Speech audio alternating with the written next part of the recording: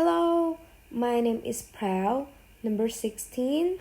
And I'm Oki, number 28. So today, we'll be talking about how to be a lifelong learner.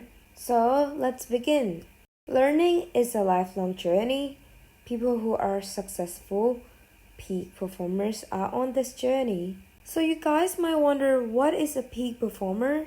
So to be a peak performer, you need to setting goals and developing appropriate attitudes and behaviors to achieve desired outcomes by focusing on results.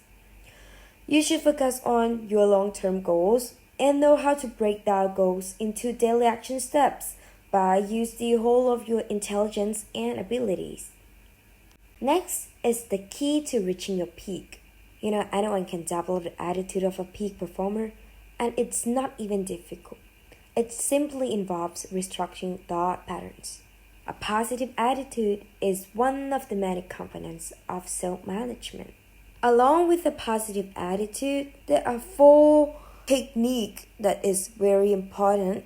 So the first one is self-assessment. So the first steps in becoming a peak performer is self-assessment. Self-assessment is recognition of the need to learn new tasks and subjects, and it's also the foundation for making positive changes. So here are a few examples of how self-assessment can help you. The first one is understand how you learn best. Second one is determine your interest and what you value. And the third one is determine and capitalize on your strength and develop strategies that maximize your energies and resources. Self-assessment is very important for a job success. Change is possible if you take responsibility for your thoughts and behaviors and are willing to practice new ways of thinking and behaving. I move on to the next technique. Next is critical thinking skill. A critical thinking is a logical, rational, systematic thought process that is necessary in understanding, analyzing, and evaluating information in order to solve a problem or situation. And here are a few examples of how critical thinking helps you. The first one is suspend judgment until you have gathered facts and reflect on them. Second one, ask questions, look for proof, and examine the problem closely. And the last one, reject incorrect or irrelevant. And next is visualization and affirmations. Visualization is using your information to see your goals clearly and to envision yourself successfully engaging in new positive behavior. Affirmations are the positive self-talk, the internal dialogue you carry on with yourself. Using both can help you relax, boost your confidence, and change your habits. And the last technique is reflection. To reflect is to think about something in a purposeful way with the intention of making connections, exploring options, and creating new meanings. Reflection is conscious, focused, and purposeful.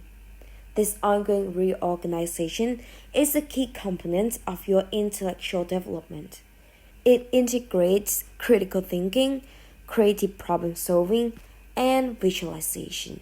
Next, let's move on to discover your purpose.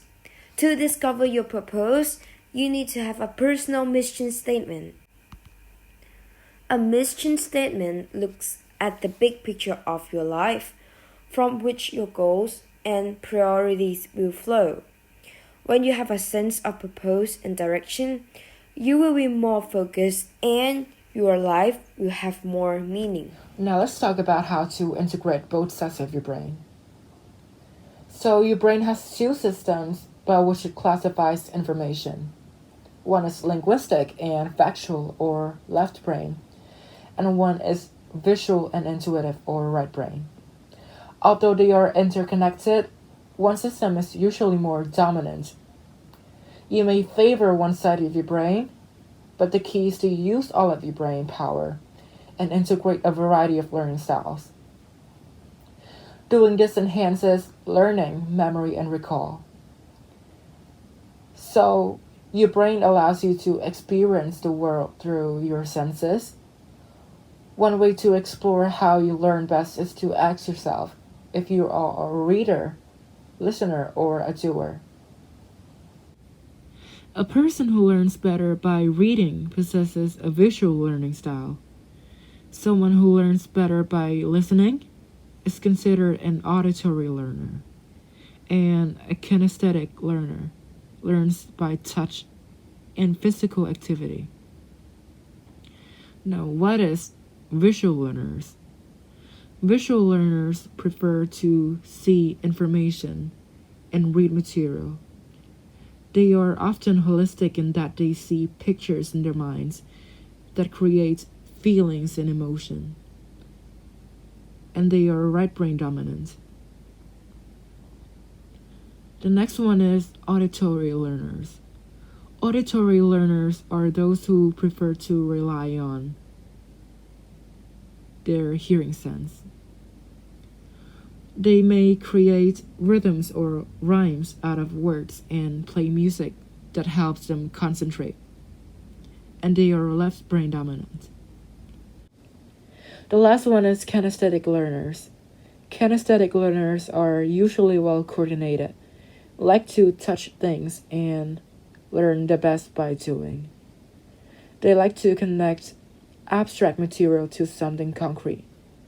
They are good at hand-on tasks. And they are right brain dominant. Next, discover your personality type. Your learning style is often associated with your personality type or your temperament. From Carl Jung's typology system, he identified 3 main attitudes, psychological functions, each with 2 types of personalities. The first one is how people relate to the external or internal world, which separate into 2 groups, which are extroverts and introverts. Extroverts are energized and recharged by people, tending to be outgoing and social, but introverts enjoy solitude and reflection, preferring the world of ideas and thoughts. Next is how people perceive and gather information, which separate into 2 groups, which are sensors and intuitive. Sensors learn best from the sense and feel comfortable with facts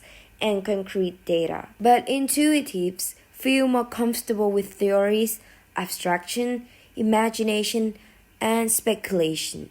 And the last one is how people prefer to make decisions, which separate into 2 groups, which are thinkers and feelers. Thinkers like to analyze problems with facts, rational logic, and analysis.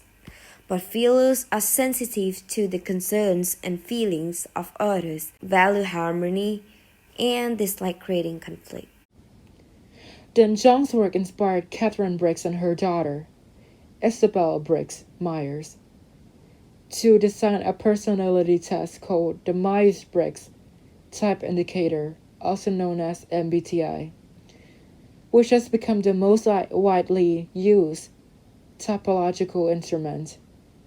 And they added a 4th attitude and psychological function, focusing on how people live. Judges prefer orderly, planned, structured learning and working environments. Perceivers prefer flexibility and spontaneity and like to allow life to unfold.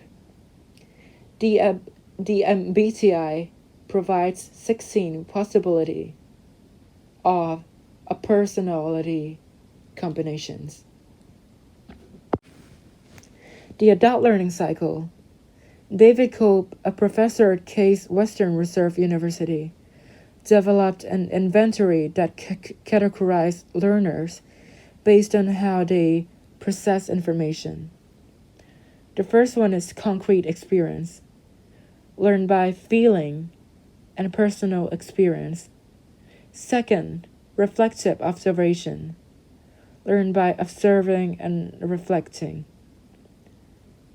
The third one is abstract conceptualization. Learn by thinking and gathering information. The fourth one is active experimentation. Learn by doing in hands-on activities. This chart illustrates the adult learning cycle. The first one is relate. I learn by feeling, having personal experiences, and talking with others. Observe by watching, listening, and experiencing. Reflect by thinking, gathering information, and reflecting. Do, learn by doing, finding practical applications and defining procedures. Teach, learn by demonstrating and explaining, as well as by acknowledging and rewarding positive outcomes. To overcome obstacles is to adjust your learning style to your instructor's teaching style and just make it simple. So this is the end of the presentation. Thank you. Bye.